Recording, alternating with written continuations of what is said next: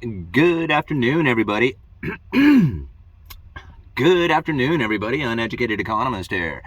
So, a lot of people tell me, I'm just trying to figure out what's going on. I'm really just trying to understand what it is that's happening here. And that is a very difficult thing to just answer inside of a few minutes or even a couple of hours. Really, studying the economy is a lifelong thing that you really have to take on.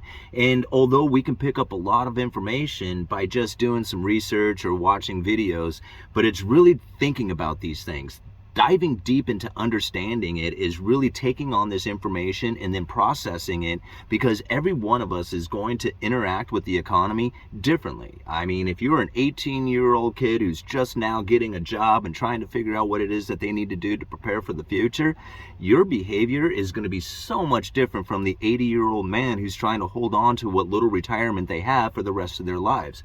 This is two very different things that are taking place in the exact same economy at the exact same time. So really, it's understanding the information, thinking about that, processing it, and then trying to make the best decisions for yourself. And so this is really where I try to bring out the information as best I can to be as broad and open as far as like where things are going to go.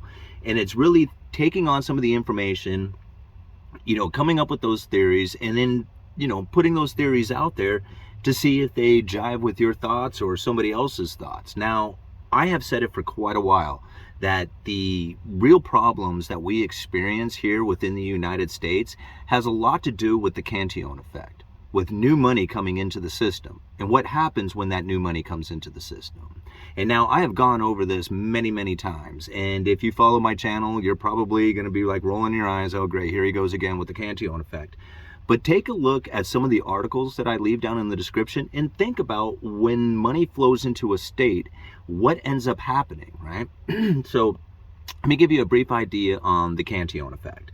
What the Cantillon effect is when new money comes into the system, the people who have first access to that money, they get to spend it at face value. By the time it gets down to the lower end, the people who receive the money last, they suffer the most as their wages haven't gone up, but all the items that they are purchasing has.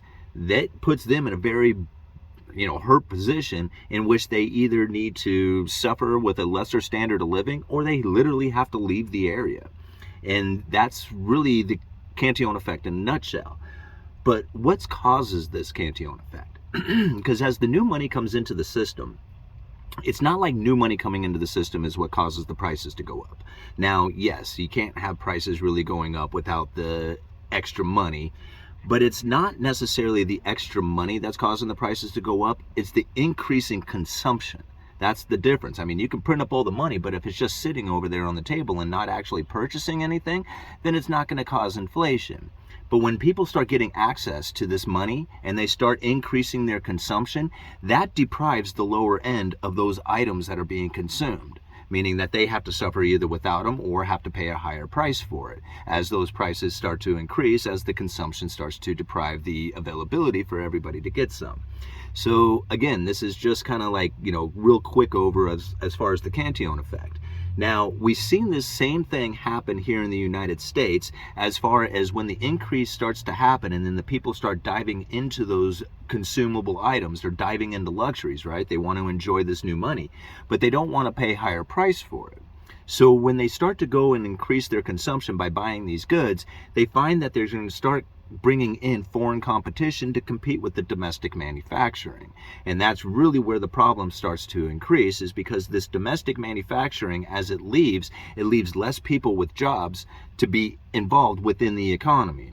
The more the new money comes in, the more dive into luxuries, the more foreign imports, and the more that start to come in, and the more that the domestic manufacturing gets exported, and the more separation between the rich and the poor takes place, until eventually the poor people are a class all their own who are very upset, can't figure out their ways, and either have to leave the place or just suffer in poverty.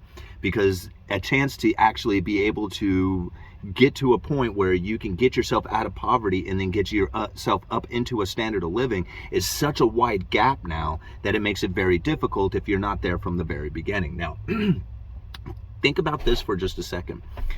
We have ride sharing, we have DoorDash kind of things. We have all these gig economies and ways of selling stuff online that the younger generations, and now I can't remember the article, I'll leave a link down in the description, but I think it was like millennials or, whatever generations that they're talking about in the article, which is the younger generations.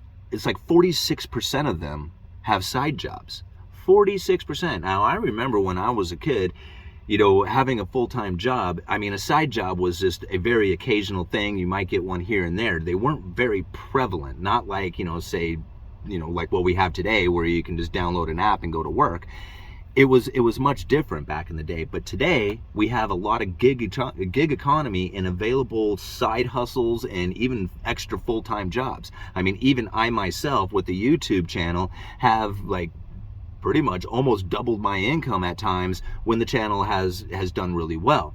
So this is not something that was available to just everybody out there. I mean, I guess it is kind of available to everybody out there, but it wasn't available to everybody out there all the time, right? This is something that is fairly new that the younger generation has taken advantage of. And now if you think about this for just a minute, right? If you have part of this generation who has like this extra side gig job going on, you get extra money. Right? You're the one with, like, if you got a guy who's working at a lumber yard and that's the only job he has, and he's competing about getting an apartment or renting a house or even purchasing a house, and he has to compete with somebody who has a side job. Well, how many people with side jobs does it take before he's pretty much out of the game, where he doesn't have the availability to get an apartment? Not just because it's not available out there, but also because the price of it increases, right? That extra consumption when you get the new money, right? It deprives the people at the end of it. If you don't have that extra money coming in, then you're not going to be part of the game. And that's really what we're starting to see here take place. A lot of people want to deny that. They want to say, like, I don't know, it's administration's problem or fault or the banking fault or something like that. This isn't. This is economic forces that are at play, and it's pretty obvious when you look at it. Now, when we think about like on a bigger scale, right, because that's really what's happening here within the United States, is that we have this separation between the rich and the poor, basically those who have and those who have not. But it's not really those who have, it's those who have access to to new money. They're the ones who are okay. It's people who suffer at the end of the line. They're the ones suffering the most. And so really this, as the new money continues to pour in, you're going to find this separation growing even more, especially when you have the dive into luxuries that we are experiencing. I mean, think about it. All these gig economies are luxury items. DoorDash, Uber, all these are all like luxury things that people with money are buying, right? So that's the reason why we're seeing such issues here in the United States. Now let's think about it from the outside of the United States. Like, what's causing all these people to want to send their manufactured goods to the United States, right? Because that's really where like the dive into luxuries is taking place, as you bring in the foreign imports and export the domestic manufacturing. So why is this happening? Well, it's because we have the world reserve currency. Now, this is something very interesting to think about, because a lot of people look at like the BRICS nations, the Brazil, Russia, India, China, South Africa, and they say that these nations are going to take over as the world reserve currency, and it's pretty much going to take the United States right out of the game. Now, granted, it's a possibility, and there's very little doubt in my mind that at some point in the future, I mean, I don't know how far out into the future, that the dollar will cease to exist. I am not doubting that one little bit. I believe that to be the case. However, it's not going to be a straight path to dollar destruction. There is a long ways to go. And the number one thing we have to think about is how the dollar is maintaining that world reserve currency status. Okay? It's basically comes down to one thing: the U.S. Treasuries. Right? The U.S. Treasuries are the number one asset in the entire world, guaranteed to pay, zero chance of default. And now we'll cover that a little bit here in just a minute. Zero chance of default. So if you're holding U.S. Treasuries, you are holding something as good as gold. Not as gold, but essentially it's good as gold, right? And on the grand scheme of things. Now, if you have the U.S. Treasury as the number one asset for the world to buy, how is it that you provide the world with these U.S. Treasuries, with a safe and liquid asset like these bonds?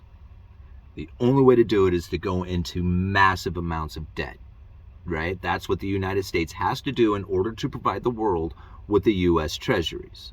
Now, there is very few nations in the world that are going to be willing to go into debt as deep as the United States does. That's the reason why the dollar is going to hold on to the world reserve currency status. Now, on top of that, we also have to provide the world with dollars, right? The actual currency to be used. Now, U.S. Treasuries are great for holding on the balance sheet and using for collateral and doing all kinds of stuff with. But at some point, the contract needs to be closed, and it's dollars that facilitate that trade. Dollars are the lubrication of the system, is the easiest way to kind of understand that. Now, if we have dollars that need to be in the system, how do you get those dollars out to the system? Because it's not just an easy task of like, here, we'll just swap out dollars or you can buy my dollars. If that's the case, then what would end up happening is you would strengthen the dollar itself, and then it wouldn't allow for, it would cause a situation in which that your exports would just go through the roof, right? And so as far as prices goes, how do you get the dollar out there to it, right? It's not a matter of just swapping currencies. It's a matter of literally shoving them out to the world. Okay. Now, granted, we don't make a whole lot of stuff here, so as far as exports and causing the dollar to strengthen, that's not a big deal. But to efficiently get them out there, I mean, it is a big deal in the grand scheme of things, I should say. But to get those dollars out there, the easiest, most efficient way to do it is to buy other people's stuff. So that's the other thing that's going to, force other countries, or not force other countries, but prevent other countries from becoming the world reserve currency, is that there is very few nations who are willing to do the deficit trade like the United States is. So those are the two things, the safe and liquid asset of the U.S. Treasuries, and then the willingness to go into like deficit trading where you will import far more than you export. But when you import these goods, you're exporting your dollars. And when you export your dollars, you're actually exporting inflation, right? You're exporting your debt. You're exporting everything out to the rest of the world when they're sending you their stuff. Now, there's no other nation that's going to be doing that, right? Even if China wanted to, it's like right now, China's sitting in a situation in which their manufacturing is peaking out. Now, this is the way that they got the new money in, is by manufacturing stuff and sending it out to the world. This new money coming into China caused their standard of living to increase. When the standard of living begins to increase, you end up losing population. You end up putting yourself in a position in which that you're going to have to maintain that higher standard of living. And if you are not going to be exporting as much stuff because of your manufacturing base peaking out, then you're going to have to figure out a way to get the new money in.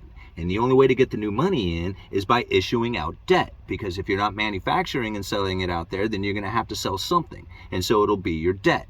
Now, granted, there is other ways of trying to get the new money in. You can invest in other nations and have those nations pay you and stuff like that. But ultimately, it comes down to manufacturing, exporting, and issuing out debt. Those are the ways that new money comes into a system for the most part. And right now, we are seeing the suffering coming from, or the suffering effects that come from this Cantillon effect. Now, if this continues, this new money pouring in, we're going to find even more dive into luxuries here in the United States. You're going to find even more like the whole like gig economy. That's the way it's going to be. Like everybody's going to have a full-time job and one of these gig jobs in order to make it. And if you don't have it, you are going to be so far behind trying to acquire the things that you need to have a decent living that a regular job just won't cut it anymore. It's because too many people are getting new money so that you cannot compete with that new money coming in. That's the situation that we're facing now. I mean, just look at Portland, for example, right? Portland had new money coming in from people selling their fancy houses all over the country and coming to Portland. I mean, it was like the city to live in. And everybody called Portland a beautiful place, the Rose City. It was just like awesome. Everybody wanted to be there. And 10 years ago, that was the case. As people started to flood in, it caused the prices of everything in the area to just skyrocket. And there's not like these new jobs coming in, or the new money coming in is creating like good paying manufacturing jobs. There were luxury jobs. These people who moved from LA or Seattle or wherever it was that they sold these $1 million homes and came to our area and started like saying, hey, I want some of those conveniences and luxuries that I enjoyed back home. I'm going to bring that back here, right, to my area. and it starts causing the prices of everything to move up as the new luxury items are showing up. Well, it makes it ever harder to compete with a regular job to get apartments, to get cars, to just live your life. And that's really where the problem is the new money that pours in and the separation between the rich and the poor. So this is going to continue. This is going to continue as we go into the future. And now I know a lot of people are going to shake their head saying, no, the dollar is done, the US debt is done, all this stuff is done, right? Like even using the debt ceiling, for example, like once we hit the debt ceiling, we're going to be defaulting on these bonds. I don't necessarily believe that. Like, I think that the Federal Reserve, with their 150 top rated economists, not that I think they're that smart, but between them all, they have figured out just about every strategy that could come, right? And when you think about like a defaulting bond, what did the Federal Reserve do during the great financial crisis when they had defaulting bonds? Now, it wasn't U.S. Treasuries that were defaulting. It was mortgage-backed securities. They're still like a bond. It's just backed by mortgages and not backed by the U.S. government printing press. It was the same type of situation. These things had turned toxic and they weren't going to pay. The Federal Reserve says, no problem. We'll take those toxic assets and we'll put them on our balance sheet instead. So I can imagine that if we do run into the debt ceiling and the possibility of a bond defaulting starts to take place, I just feel the Federal Reserve will just step up and say, hey, you know what? How about this? You give us those toxic bonds and we'll give you some that are not toxic. And then that way, everything that is actually out in the system is good, viable U.S. Treasuries, and all the crap sits on the Federal Reserve balance sheet outside of the market. Right? So there is no defaulting bonds out there. There's only toxic assets sitting on the Fed's balance sheet. And then on top of that, like, who is it to say that everybody gets paid? I mean, China has a lot of bonds. It's not like we have to pay those, right? So maybe we just select the bonds that get defaulted on, right? Like the ones that we don't appreciate people having, like China, for example. So these are the things that I think about when it comes to what could be impacting the economy going forward. I think about these things. I think about what I see out there as far as like the availability of work, and then how many side gigs that people have. And I mean, I've always had side jobs, and it was the only reason I was able to actually make it along a lot of times in life, is just by having those side jobs.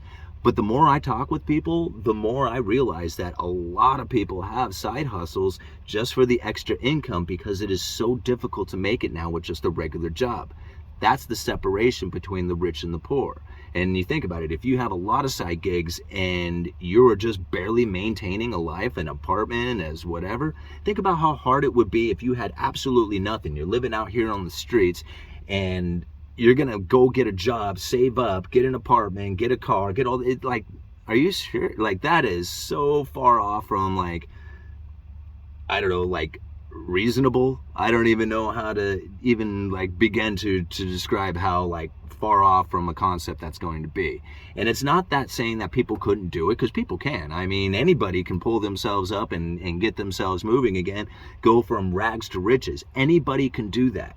However, the longer you sit on the streets, the longer you sit in that depression, the longer you're stuck in survival mode, the harder it gets to get out of it. And that's unfortunate for a lot of people, as that community is is growing and it's exploding, right? This is the reason that we're having such issues here in the Portland area. It's the Cantillon effect totally playing out. And you can see it if you think about it. You think about the Cantillon effect, and then you read some of these articles and you incorporate it into your thoughts, you can see it almost as plain as day. All right. Uneducated Economist, you let me know.